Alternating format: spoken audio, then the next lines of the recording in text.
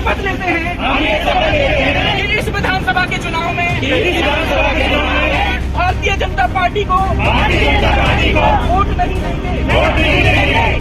ये हुंकार देश के युवाओं की हुंकार है। वो डॉक्टर्स और इंजीनियर्स जो हाथ में डिग्री लिए नौकरी का, बेहतर मौकों का बस इंतजार कर रहे हैं। दोस्तों, जब भी देश में चुनाव होते हैं, किसी भी राज्य में चुनाव होते हैं, हमेशा जो बुद्धिजीवी वर्ग है, इंटेलेक्ट्स हैं, वो इस बात की शिकायत करते हैं कि देश का जो युवा है वो या तो हिंदू बन जाता है या मुसलमान बन जाता है या फिर अपनी जात में बंटकर वोट दे देता है और सियासतदान उन सवालों के जवाब देने से बच जाते हैं जिनके वादे के साथ वो सत्ता में आए थे।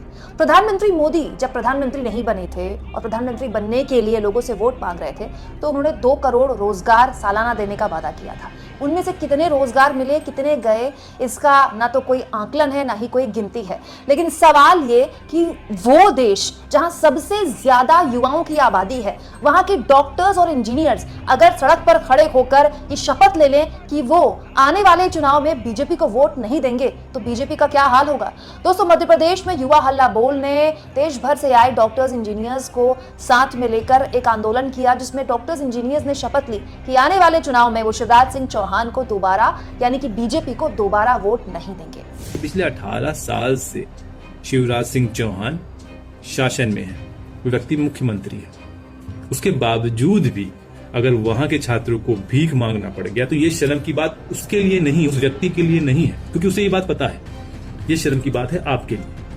तो क्या वाकई में देश का युवा रोजगार के नाम पर संगठित हो रहा है? वो ये जानना चाहता है, वो ये सवाल पूछना चाहता है हुक्मरानों से कि बात अगर रोजगार की थी, वादा अगर नौकरी का था, तो उसकी बजाय हमको, देश के युवाओं को दंगाई बनाकर आपको तो एक बार फिर से सत्ता मिल जाती है, आपकी कुर्सी तो मजबूत हो जाती है, लेकिन हमारे भविष्य का क्या?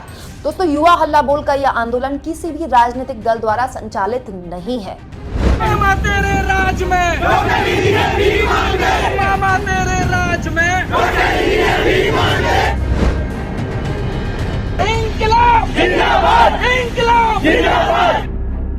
यहाँ पर गौर ये भी किया जाए दोस्तों कि देश के डॉक्टर्स और इंजीनियर्स वो लोग होते हैं जिनको नौकरी की वैसे भी कमी नहीं होती, खासतौर पर डॉक्टर्स। लेकिन अगर वो सड़क पर उतरकर बीजेपी को वोट ना देने की शपथ खा रहे हैं, बीजेपी के खिलाफ आंदोलन कर रहे हैं, तो भले ही ये मध्य प्रदेश हो, लेकिन ये दूसरे राज्यों में भी अपनी छाप छोड़ेगा, अपना असर पहुंचाएगा और एक बार फिर से सरकार को उस मुद्दे पर आने पर मजबूर करेगा जिस मुद्दे से वो बार बार भाग रही है। सवाल रोजगार का, मुद्दा नौकरी का।